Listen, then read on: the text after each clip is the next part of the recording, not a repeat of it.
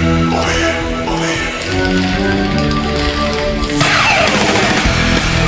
buy that for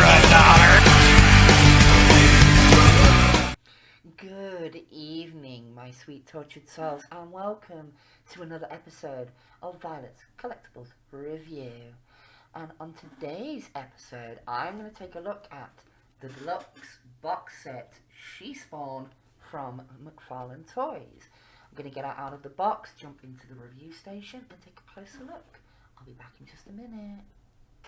Okay, so here we go. Here she is out of the box. All of her accessories are laid out. I've had to raise my camera all the way up so we can take a quick look at the packaging. But as you can see, it is She Spawn.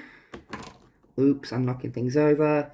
From the Spawn line from McFarlane Toys. Some pretty promotional shots there of the figure. The nice graffiti background. All your legalese on the bottom and everything. I love this bit of artwork on the side. I wish she'd sort of come with the accessories to kind of recreate that. Unfortunately, she don't. But on with the review. Let me just readjust my camera. Okay then, so here's the figure. Here's all of the accessories. She is using one of the accessories that does come in the packaging at the moment because she will not stand up on her own. I will get to that in a minute. First, we're going to take a look at the accessories. And up first, we have this machine gun right here. I do not know what type of machine gun this is. I do not know guns. I am not a gun nut.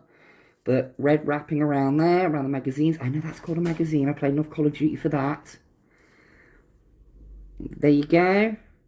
Grip there. Stock there. I know that's called a stock as well. And the handly bit. I'm joking. I know that's the butt of the gun. I know. Joking. But there's that. We next have this big freaking... I don't even know if I'm going to be able to get all of this on camera. That's how big this gun is. It is longer, ever so slightly, than my hand. That is a big-ass sniper rifle. So there we go, there's that. Then you have this gun, which kind of looks like it's several guns strapped together with a chain. And this is an actual metal chain. You know you got a McFarlane figure when you get an actual metal chain. That's when you know it's a McFarlane. But there we go, there's that. Little red wraps up here. Spin it around. And it seems to be sort of several guns strapped together. It's a beast. I mean, it's got trigger back here, trigger here. Think some sort of other gun here. Wow. Talk about going OTT.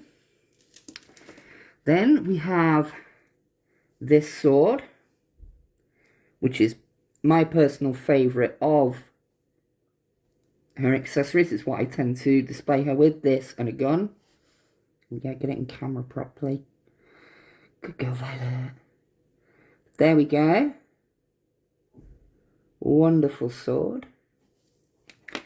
And then get this big old bladed axe weapon club thing. I don't quite know how to describe this. It's a bladed weapon with a staff and what looks like the remains of a hellish lamppost strapped to it.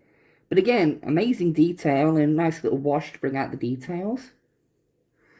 And then for the final accessory, we have a handy spare hand. Again, nicely detailed. The spikes are painted, which is a nice little touch. But yeah, that's it for accessories. Now, let's get down to the figure itself, shall we? Again, let me reposition my camera. Okay, so got the figure off of her stand. And let's get close up on these details, shall we? Look at that face sculpt. The emotion in that, with the windswept hair, and the way the light catches it, and the way it shadows. I mean, that cuts a mean portrait. I will say that for this figure. For some of its flaws, This is not one of them. That is just so atmospheric, just doing that, just at that angle on a shelf, or even like that, looking very stoic. That is beautiful, in my opinion. The hair is done very well. It is a softer, rubbery material, but because of the thickness of it, I mean, you can see that's all of her hair. It does get in the way and it does hinder articulation a little bit. You can kind of work around it, but honestly, it kind of gets in the way. We have underneath it, tilt her hair out of the way, we do have a sculpted skull shoulder pad with some plastic chains. We have some bullets over here. Get the focus, there we go. We have the little Spawn skull logo right there on the jacket clasp. We have the bubbages. We have a chain hanging on her hip, which I don't quite get how. It's just sort of resting. Cake. The texture to the leather jacket is done... My focus is playing up. I do apologise. But the texture to the leather jacket is amazing. You got the spikes down the arms, both sides. We've got the costume detail, the McFarlane diaper, which is a bit of a point of contention. I'll get to that in a minute. Down the legs. I love the asymmetry of the costume here, where one leg's black, one leg is red. It gives me sort of a if Harley Quinn was in hell kind of vibe. But yeah, the traditional McFarlane white flick logo thing he has going on. Same with the little boot down. Focus. Down here. But we've got spikes on this side. And I'm trying to get the detail. There we go. I wish some of these chains and studs and buckles were picked out in paint a little bit, because there is some really nice detail in there. There is a toe joint, but I mean, it looks ridiculous. But we'll quickly run over articulation and get some of my gripes out of the way with this. But head is on a ball joint. But due to the hair and everything, can only really look down that far. Look straight. Tilt that way, but not so much that way due to the sculpt of the hair. And of course you do get rotation, so you can kind of get them looking downwards like that with the hair flowing back, which I think I may have to pose them like that. There we go. There's that. We have, for the upper torso, there is a ball joint and an ab crunch, but you are really, really stretching how much mileage. Due to the sculpt of the jacket back here, it comes down further at the back. Due to that, you are not getting much out of this. You're really, really not. Let's straighten it back up now. There we go. And this is another point of contention. Trying to straighten the torso joint out once you get it lopsided is a bit of a pain, but it can be sorted. It can be fixed. You just have to faff and fiddle around, but you can get there. Oh my good God, right. Arms. Shoulder pad does get in the way of going out that far, but this side you can go that far. So a little bit of asymmetry, which kind of works. If you're doing certain poses, that kind of works. Double joints at the elbows. So you get that much.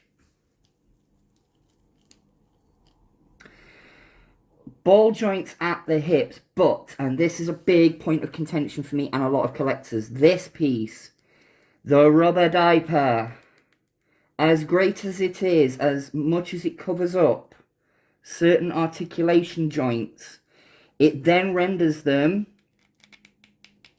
damn near useless without it looking very, very odd. Like, she's got a butt cheek here, but there's a butt cheek sculpted on the leg. So, you kind of end up with a double butt. And because it's the rubber diaper, if you bend it and flex it and leave it in a pose and then move it out of that pose, this is going to gap up. You can see just me moving it forward compared to the other side has made it gap up. There is a rotation in there. You can go, I'd say that far. Again, look at the gap. Look at the gapping. I don't like these rubber diaper situations on the figures. It just does not sit well with me. You have double joints in the knees. Oh, but these ones are incredibly stiff, and I can't even get that one to bend at the minute. You have ball joints at the ankles, I do believe, but due to the sculpt and everything around here, you're not getting much out of it other than a slight bit of rotation. Now, that's out of the way. Trying to get her to stand without the stand is very, very difficult because this character is very top heavy and she's wearing high-heeled shoes. Now, famously, with action figures, you can balance them. Just the slightest little, say if they're on a slightly wobbly surface or a strong breeze comes in, they're going over. So, thankfully, she comes packed with the traditional McFarlane Spawn stand. Peg holes in the bottom of the feet. You simply line it up. I'm doing this off camera because it's easier. Peg her in. Get it to where you want it, feet-wise. And ta-da! She stands. Right, I'm going to load her up with accessories and I'll be back in just a second. And there you go, you can have a pose like that. Or like that, which I think that's how she's going to look on my shelf going forward. Going to do a little comparison with another female type figure. And here is she Spawn next to Elvira, the Mistress of the Dark. Now, scale is totally off. It kind of looks like mother and daughter cosplay, but I kind of love it for that. But yeah, she Spawn is going to go up on my shelf next to Elvira because they both have stands, so why not? But yeah, thank you for joining me on another episode of Violet's Collectables Review, and I will catch you next time where I'm going to take a look at yet some more Transformery goodness. Mwah. Good night, my sweet tortured souls, and remember, if you can't be good, be twisted. Don't get mad, baby. Get sadistic. Bye.